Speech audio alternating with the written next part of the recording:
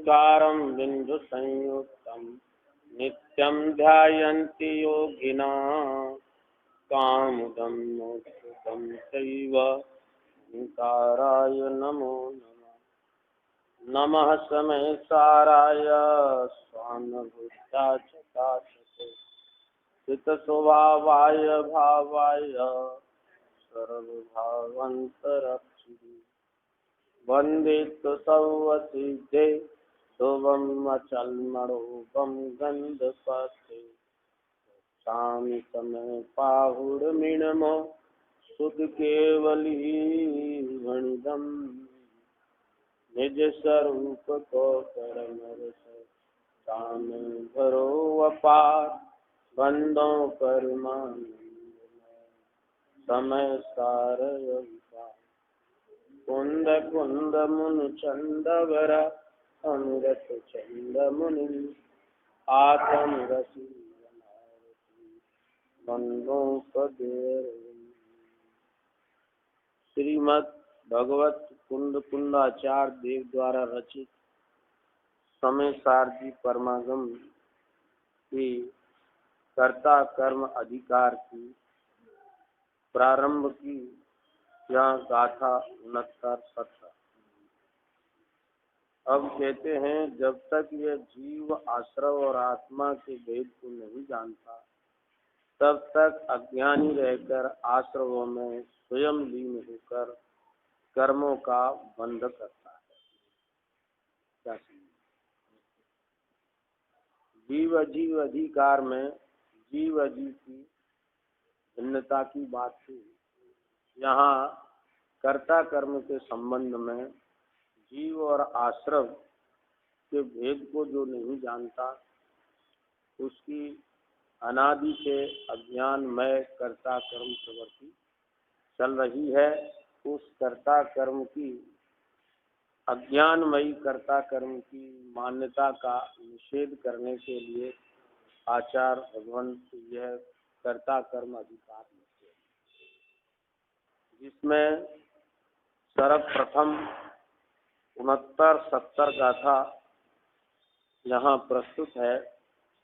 जावड़ वेद विशेषंतर वादा सवाड़ दोरहम्पी अड़ाड़ी तावद को कोहादिसु बट्ट देही कोहादिसु बट्ट तच्च तस्य कम्मस्य संचयो होति जीवस्यैवं बन्धो वणिदो खलु तद्दर्शी रे आत्मयाश्रव का जहाँ तक जीव जाने नहीं काज में स्थित होए है अज्ञानी ऐसे जीव की जीव वर्तता क्रोधादि में तब कर्म संचय सर्वज्ञ ने निश्चय कहा जो बंद होता जब तक यह जीव आत्मा और आश्रम दोनों के भिन्न भिन्न लक्षणों से उनके विशेष अंतर को नहीं जानता तब तक अज्ञानी रहता हुआ क्रोधादि आश्रमों में प्रवृत्ता है। अनादि काल से अज्ञानी क्रोधादि आश्रमों में उसके निमित्त से कर्म का बंध हो रहा है। उसका फल संसार परिभ्रमण है। अब ये क्रोधादि आश्रमों में क्यों प्रवृत्त हो रहा है? क्योंकि जो बंध का कारण है वो क्रोधादि आश्रमों में प्रवृत्त होता है। क्रोधादि आश्रम से तात्पर्य जीव के क्रोधादि भावों से। तो अज्ञानी जीव क्रोधादि आश्रमों में प्रवृत्त हो रहा है। क्यों हो रहा है? कि उसका कारण है कि वो आत्मा और आश्रम का भेद नहीं जानता। आत्मा और आश्रम में अंतर नहीं जानता। आत्मा का स्वभाव ज्ञानमयी है और आश्रम जड़मयी है। आश्रम में ज्ञान नहीं है और आत्मा का स्वभाव ज्ञानमयी है। ऐसी इसकी भिन्नता की चर्चा आगे भी आएगी।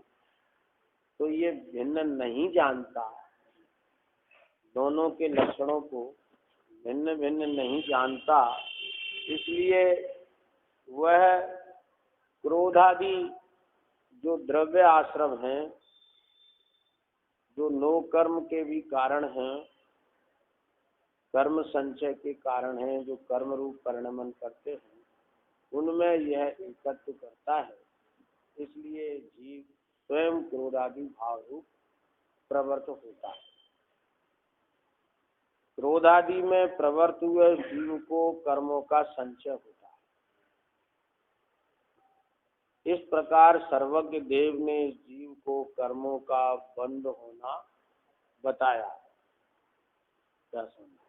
क्रोधादि में प्रवृत्त हुआ ये जीव क्रोधादि में एकत्व करता है तो कर्मों का संचय होता है, नवीन कर्मों का बंद होता है। अब आगे टीका आचार्य अमृतचंद्र देव की, उसका अनुवाद। स्वयं आत्मा और ज्ञान का तादात्म्य सिद्ध संबंध है, इसलिए स्वयं आत्मा और ज्ञान में कोई भेद नहीं है। अतः आत्मा इनमें भेद नहीं देखता हुआ ज्ञान में निशंक होकर आत्मपने से प्रवर्तता है। वहाँ प्रवर्ते हुए ज्ञान क्रिया रूप प्रवृत्ति का स्वभाव भूतपना है, क्योंकि वह पर के निमित्त से नहीं हुई है, इसलिए उसका निषेध नहीं किया गया है। अतः आत्मा उस ज्ञान क्रिया से जानता है, यह विभाव परिणति नहीं है। जिस प्रकार यह आत्मा ज्ञान क्रिया रूप परिणमता है, उसी प्रकार संयोग सिद्ध संबंध रूप आत्मा और क्रोधादि आश्रम में भी अपने अज्ञान भाव के कारण आत्मपने से प्रवृत्ति करता है। वहाँ प्रवर्ते हुए यद्यप क्रोधादि क्रियाएं पर भाव से उत्पन्न हुई हैं, अतः निषेध करने योग्य हैं, फिर भी उन्हें स्वभाव से उत्पन्न हुई हैं, ऐसा अज्ञानी निश्चय करता है। इस कारण स्वयं आत्मा क्रोध रूप, राग रूप और मोह रूप परिणमन करता है। इस प्रकार यह आत्मा अपने अज्ञान भाव के कारण ज्ञान रूप परिणमन मात्र स्वभाव से उत्पन्न हुई उदासीन ज्ञाता दृष्टा मात्र अवस्था का त्याग करके क्रोधादि व्यापार रूप परिणमन करता हुआ प्रतिभाषित होता है। प्रवर्ता है, इसलिए वह कर्मों का कर्ता होता है तथा ज्ञान रूप परिणमन के व्यापार रूप प्रवर्तन से भिन्न किए हुए और अंतरंग में उत्पन्न होते हुए क्रोधादि भाव प्रतिभाषित होते हैं, वे उस कर्ता के कर्म हैं।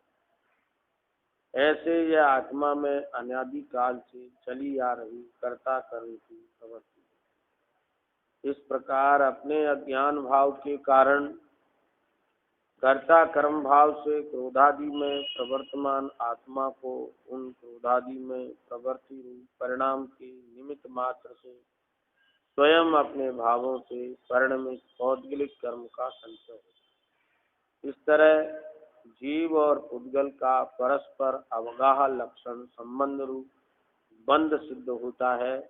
उसी बंध की अनेक अवस्थाओं में एक रूप होकर संतति चलती रहती है। इस संतति के कारण ही इसमें से इतरेतराश्रय दोष नहीं रहता। इस प्रकार वही बंध कर्ता कर्म की प्रवृत्ति के निमित्त भूत अज्ञान का निमित्त है। भावार्थ यह आत्मा जिस तरह अपने ज्ञान स्वभाव रूप परिणमन करता है उसी तरह क्रोधादि रूप भी परिणमन करता है। ज्ञान और क्रोधादि में भेद नहीं जानता तब तक इसकी कर्ता कर्म की प्रवृत्ति रहती है। क्रोधादि रूप परिणमन करता हुआ वह स्वयं तो करता है और वे क्रोधादि उसके कर्म है। अनादि अज्ञान से कर्ता कर्म की प्रवृत्ति है, कर्ता कर्म की प्रवृत्ति से बंध है और उस बंध की संतान से अज्ञान है। ऐसी यह अनादि काल से संतान परंपरा चली आ रही है और इस तरह इसमें प्रेताश्रय दोष भी नहीं है। इस प्रकार जब तक यह आत्मा क्रोधादि कर्म का कर्ता होकर परिणमन करता है तब तक ही उसकी कर्ता कर्म की प्रवृत्ति है और तब तक ही उसे कर्म का बंध होता है। हम पहले भावार्थ पर चर्चा करते हैं। यह आत्मा जिस तरह अपने ज्ञान स्वभाव रूप परिणमन करता है उसी तरह क्रोधाद रूप भी परिणमन करता है। समझ में आया? आत्मा में अनादि से स्वभाव और विभाव रूप परिणमन चला आ रहा है। तो ज्ञान रूप स्वभाव परिणमन है और क्रोधादि रूप विभाव परिणमन। तो यह आत्मा जिस तरह अपने ज्ञान स्वभाव रूप परिणमन करता है उसी तरह क्रोधादि रूप भी परिणमन करता है। भूल क्या है? ज्ञान और क्रोधादि में भेद नहीं जानता। समझ में आया ना? भूल क्या है इस चीज की? तो ज्ञान और क्रोधादि में भेद नहीं जानता। दोनों प्रकार का परिणमन हो रहा है लेकिन उन दोनों को एक मानकर एक मान रहा है, उसमें भेद नहीं जानता कि ये ज्ञान है और ये। तब तक इसकी कर्ता कर्म की प्रवृत्ति रहती है। जब तक ये भेद नहीं जानता तब तक इसकी कर्ता कर्म की प्रवृत्ति रहती है। किस प्रकार? क्रोधादि रूप परिणमन करता हुआ वह स्वयं तो करता और वे क्रोधादि इसके कर्म। क्रोधादि रूप परिणमन करता है कौन? आत्मा। इसलिए कर्ता कौन? आत्मा। तो कर्म क्या? क्रोधादि। अनादि अज्ञान से कर्ता कर्म की प्रवृत्ति है। कब से है? अनादि से। कर्ता कर्म क्या है? कर्ता कर्म की प्रवृत्ति। उसका कारण क्या है? अज्ञान। कब से है? अनादि से। क्या है? कर्ता कर्म की प्रवृत्ति। उसका कारण क्या है? अज्ञान। कर्ता कर्म की प्रवृत्ति से बंध। कर्ता कर्म की प्रवृत्ति से बंध। कर्ता कर्म की प्रवृत्ति है निमित्त और बंध है नैमित्त। और उस बंध की संतान से अज्ञान। क्या है? बंध का निमित्त, बंध का जो उदय होता है तो वो निमित्त बनता है, उसको अज्ञान में निमित्त बनता है तो अज्ञान भाव से बंध होता है। ऐसा ये अनादि काल से संतान परंपरा चली आ रही है अबाधित रीति से। एक समय के लिए भी इस प्रभाव में रोक नहीं लगी। और इस तरह इसमें इतरे त्राश्रय दोष भी नहीं है। क्या समझ में? इतरे त्राश्रय क्या होता है? इतर इतर। हाँ, ये इसके आश्रय से कर्म बंध, जीव के विकारी भाव के आश्रय से कर्म बंध और उस कर्म बंध के आश्रय से विकारी भाव।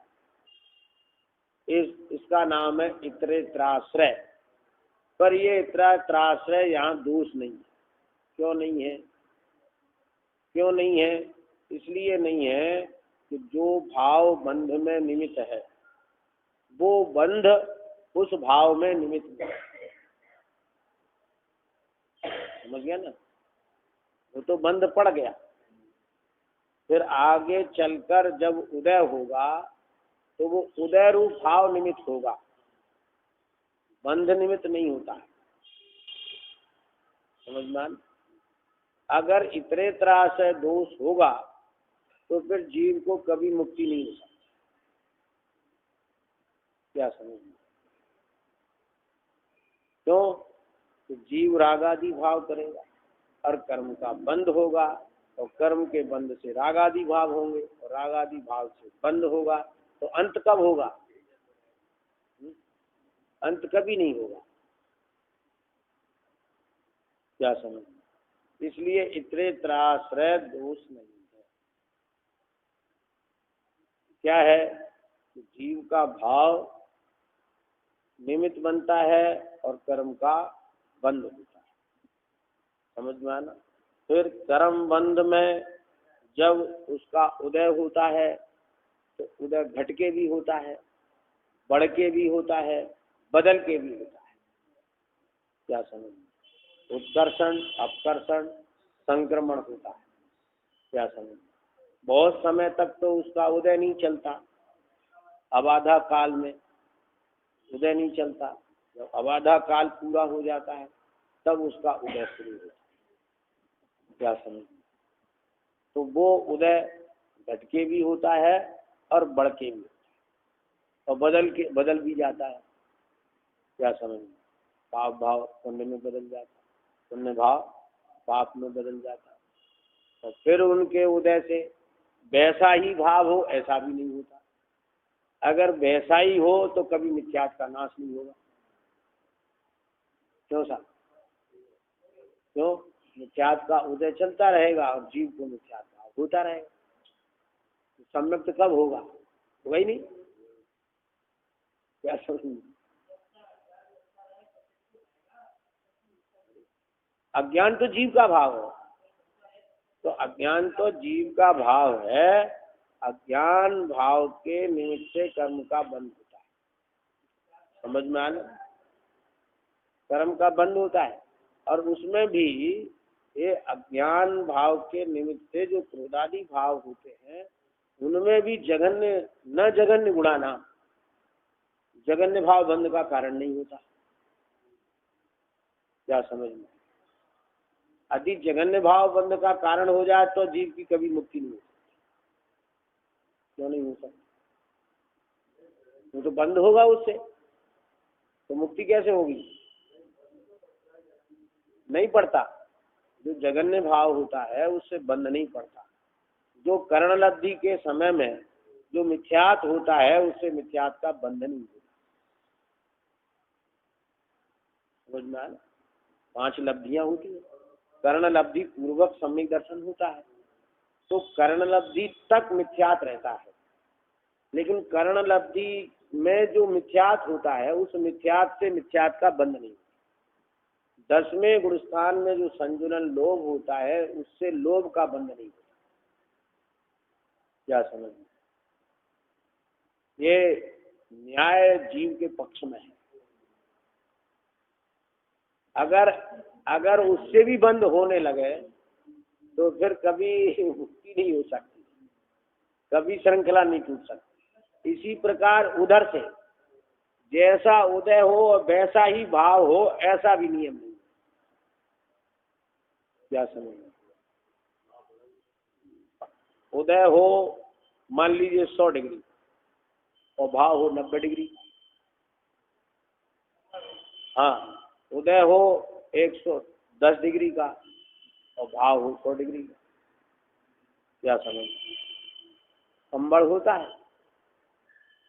इसका मतलब ये है कि भाव उसके आश्रित नहीं है, बंध के आश्रित भाव नहीं है और भाव के आश्रित बंध नहीं है।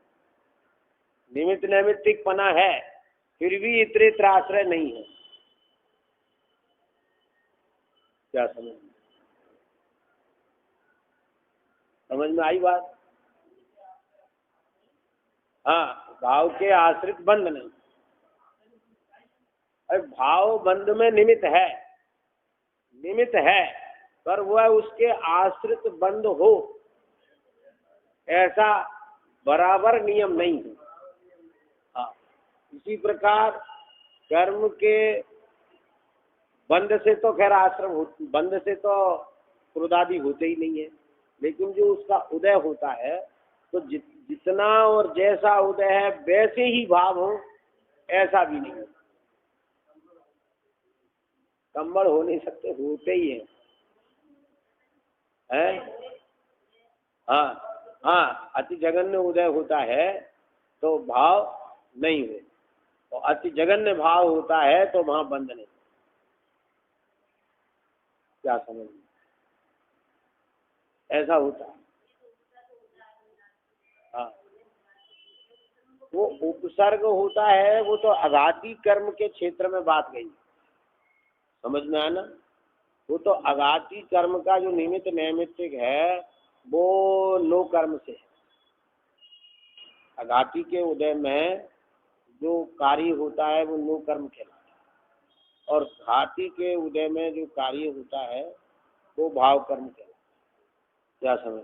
तो वो तो उपसर्ग जो हुआ वो असाता वेदनी के उदय से हुआ, लेकिन वहां जो मोहि कर्म का जो उदय है, क्या समझना, वो निमित्त है जीव के भावों में।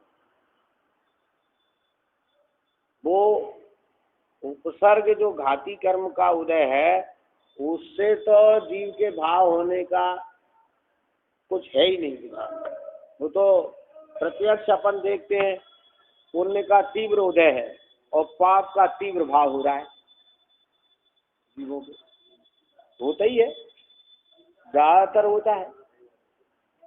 भोग विषय मिलते हैं और उसमें वो रौद्र भाव से प्रवर्ता है, तो उदय है पुण्य का और भाव है पाप का। अब पाप भाव होता है तो भगवान को याद करता है, क्या समझिए, भक्ति करता है या कुछ करता है, या ज्ञानी है तो विशुद्ध भाव भी होते हैं, तो शुभ भाव होता है, और उदय है पाप का, और पाप के उदय में भी शुद्धोपयोग होता है और पुण्य के उदय में भी शुद्धोपयोग होता है। कह तो रहे आपसे, क्रोध भाव कर्म के बंध का कारण है, लेकिन इतरेत्राश्रय दोष नहीं है। इतरेत्राश्रय दोष ऐसा कि क्रोध के भाव से जैसा भाव हो वैसा ही बंध हो, समझ में आया ना? और जैसा उदय हो और वैसा ही भाव हो, ऐसा इतरेत्राश्रय दोष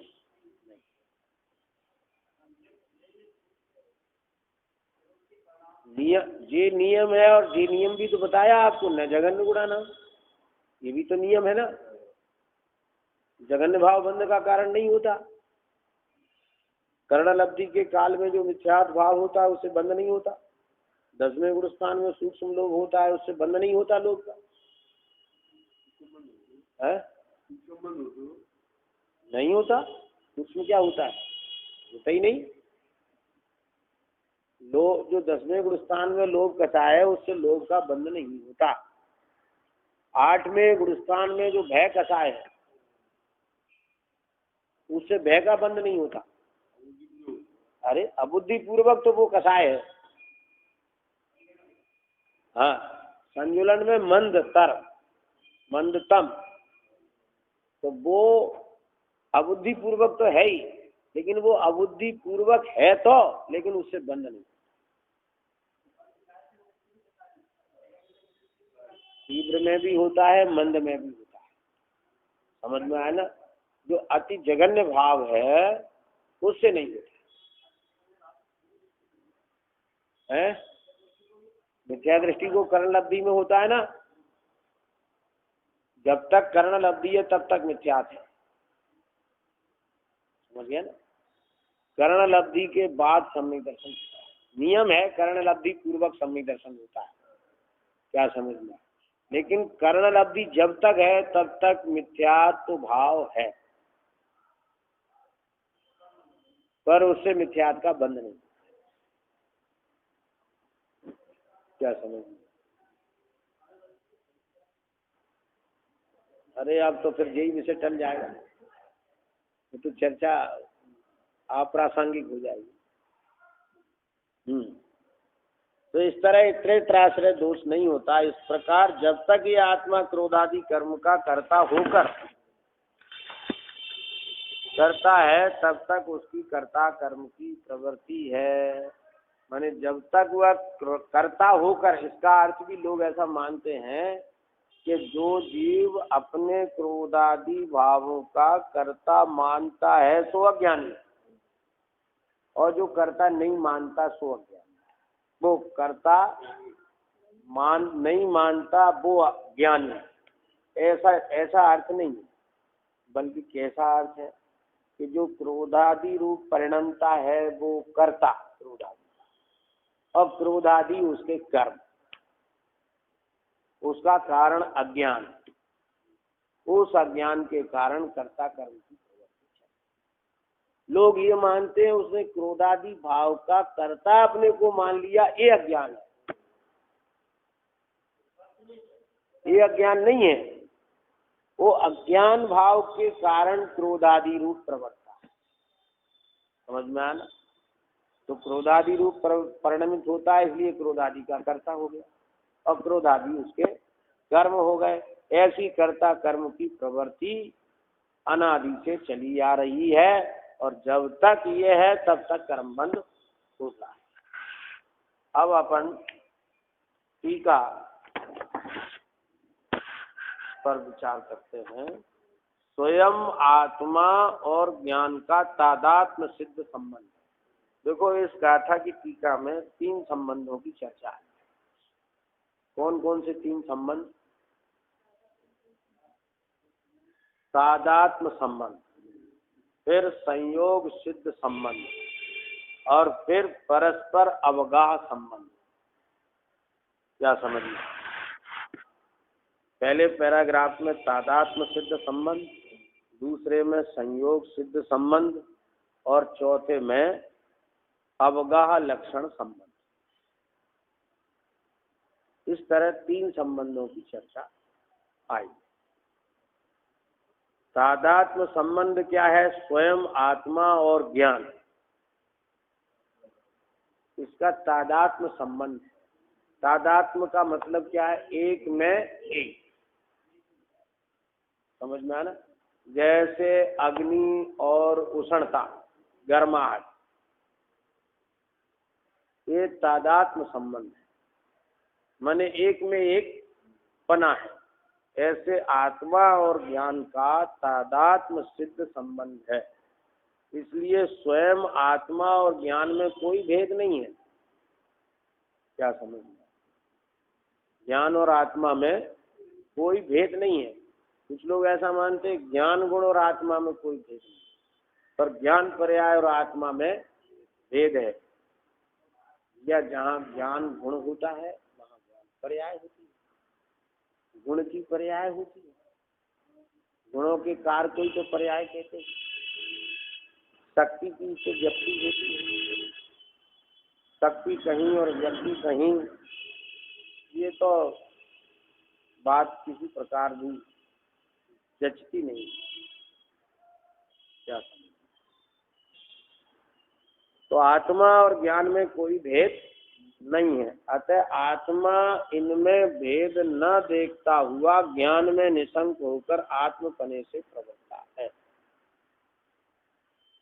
क्या समझ? वहाँ प्रवर्ते हुए ज्ञान क्रिया रूप प्रवृत्ति का स्वभाव भूत बना है, क्योंकि वह पर के निमित्त से नहीं हुई, इसलिए उसका निषेध नहीं किया गया। अतः आत्मा उस ज्ञान क्रिया से जानता है, यह विभाव परिणति नहीं है। क्या समझ? देखो, आत्मा और ज्ञान में भेद नहीं। क्यों नहीं है?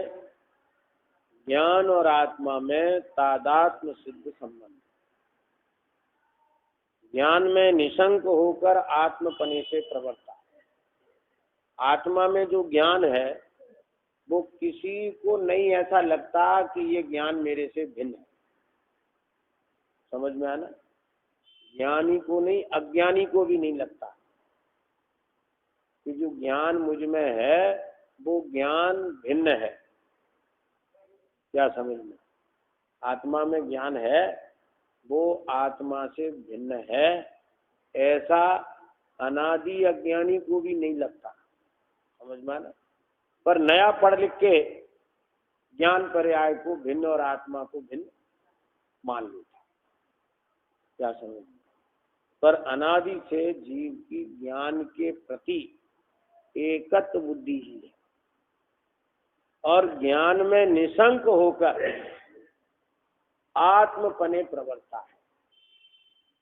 निशंक होकर आत्मपने प्रवृत्ता है माने जैसे कोई व्यक्ति अपने घर में जाता है तो उसे कोई शंका नहीं रहती।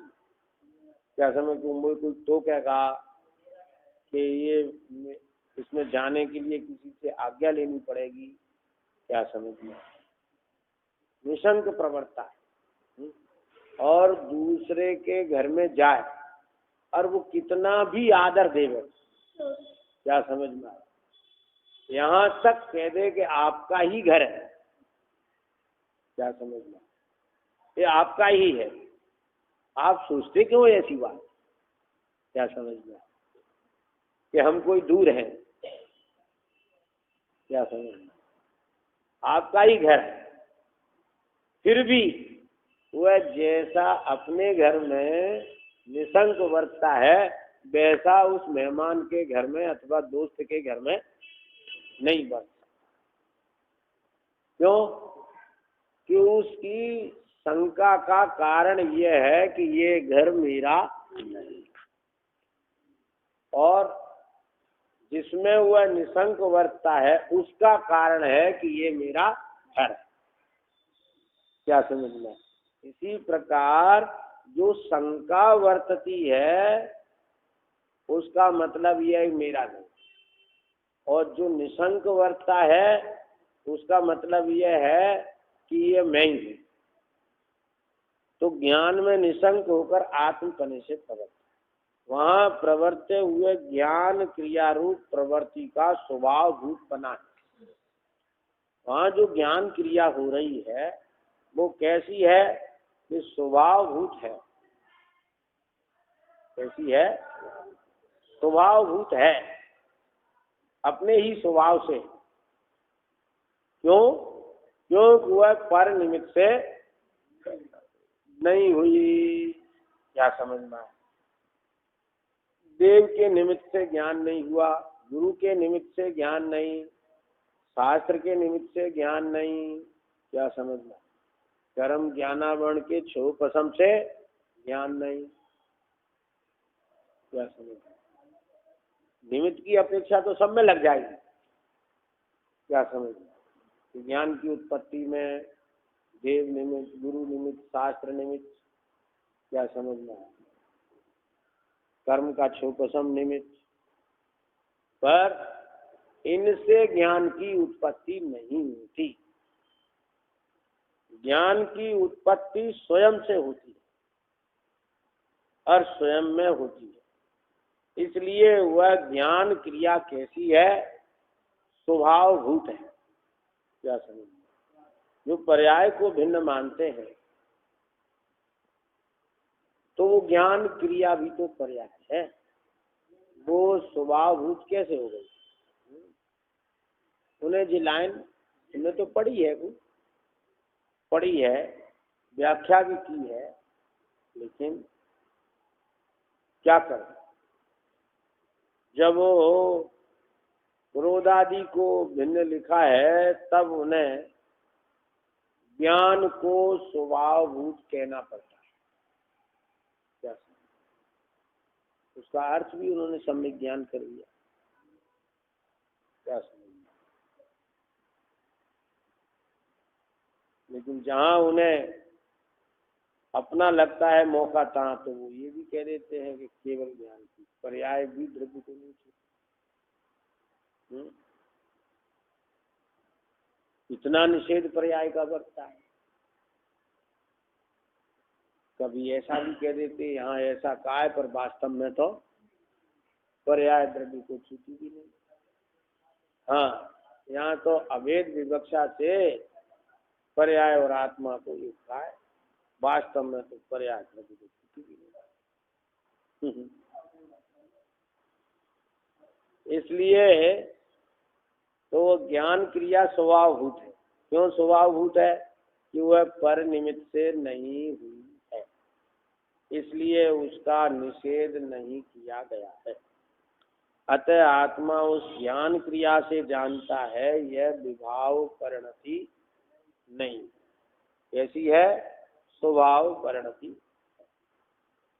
जिस प्रकार यह आत्मा ज्ञान क्रिया रूप परिणमता है, उसी प्रकार संयोग सिद्ध संबंध रूप आत्मा और क्रोधादि आश्रम में भी अपने अज्ञान भाव के कारण अंतर नहीं जानता हुआ जब तक भेद नहीं देखता, तब तक निशंक होकर क्रोधादि में ही आत्मपने से प्रवृत्ति करता है। अब ये बात बताओ कि जो ऊपर जो ज्ञान क्रिया की बात थी, वो ज्ञान में आत्मपने वर्तता है, वो अज्ञानी की बात है कि ज्ञानी की बात? क्या समझ में? और यहाँ जो क्रोधादि आश्रम में अपने अज्ञान भाव के कारण अंतर नहीं जानता, क्या समझ में आया? वो ज्ञान क्रिया रूप परिणमता है कि नहीं?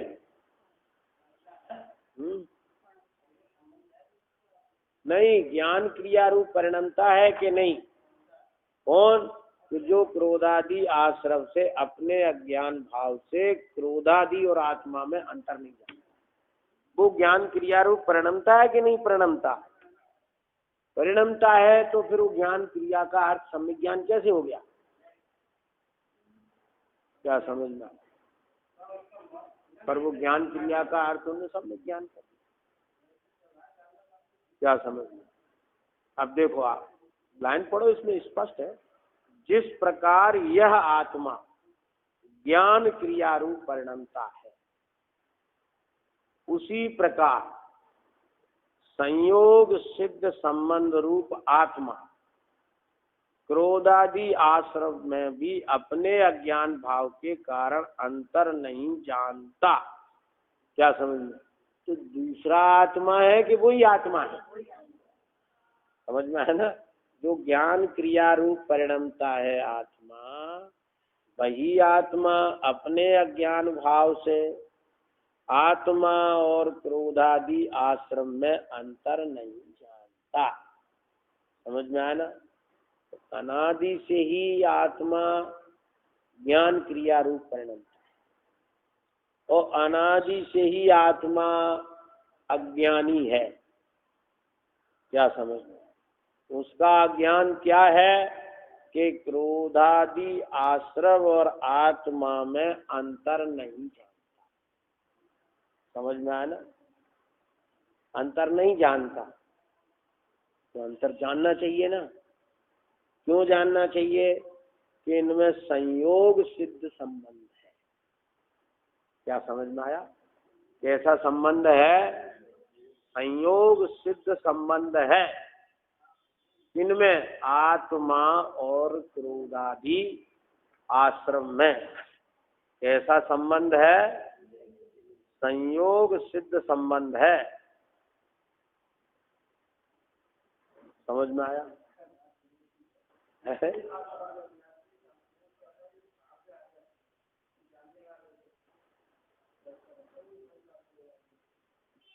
वो लक्षण भेद नहीं जानता। समझ में आया ना? ज्ञान क्रिया रूप से हर आत्मा परिणमित होता है, और अज्ञान भाव से वह क्रोधादि क्रोधादि का और अज्ञान का भेद नहीं जानता। वो ज्ञान का और क्रोध का भेद नहीं जानता। क्या समझ में? ये उसका अज्ञान है अनादि से। अज्ञान क्यों है?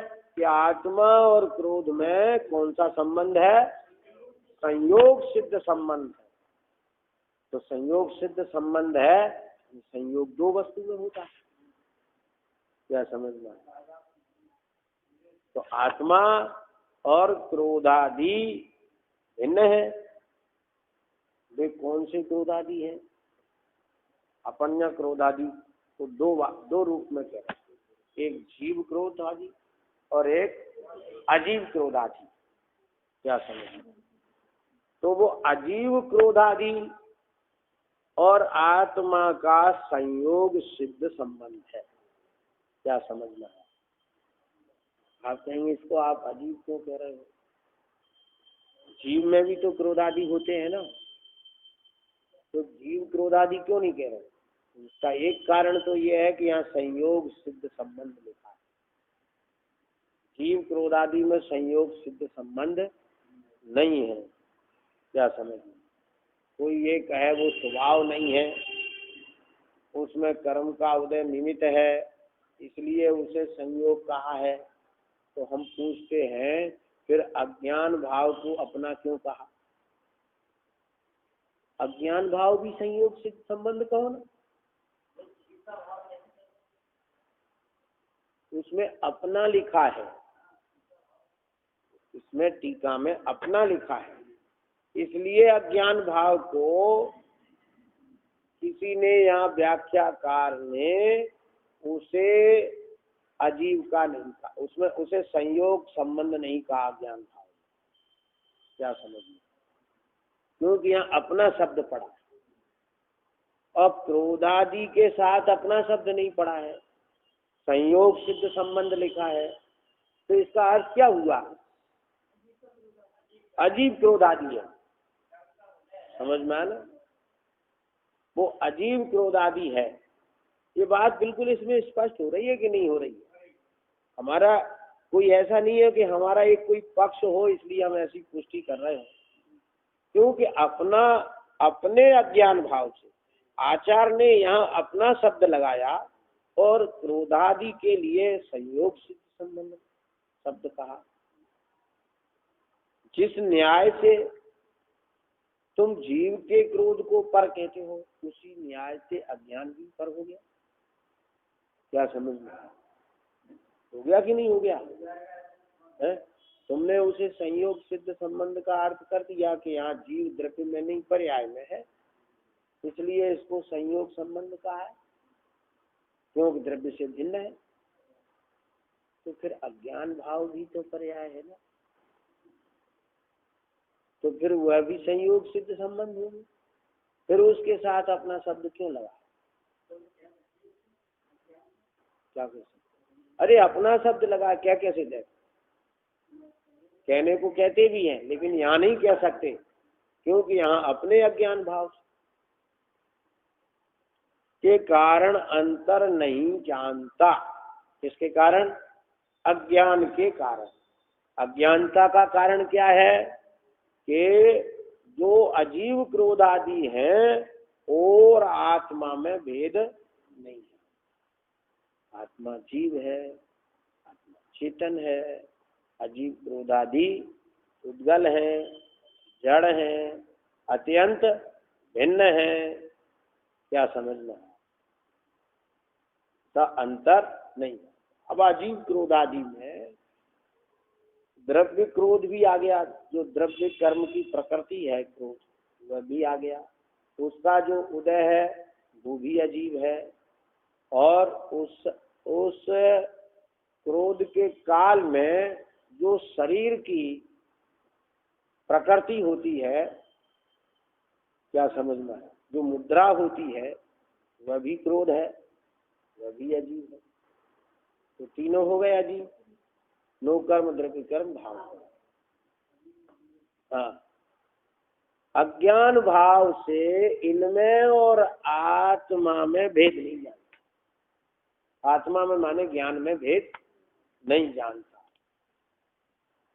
सही मालूम पड़ता है कि मैं ये क्रोध कर रहा हूं। क्या समझना? जब तक भेद नहीं देखता, और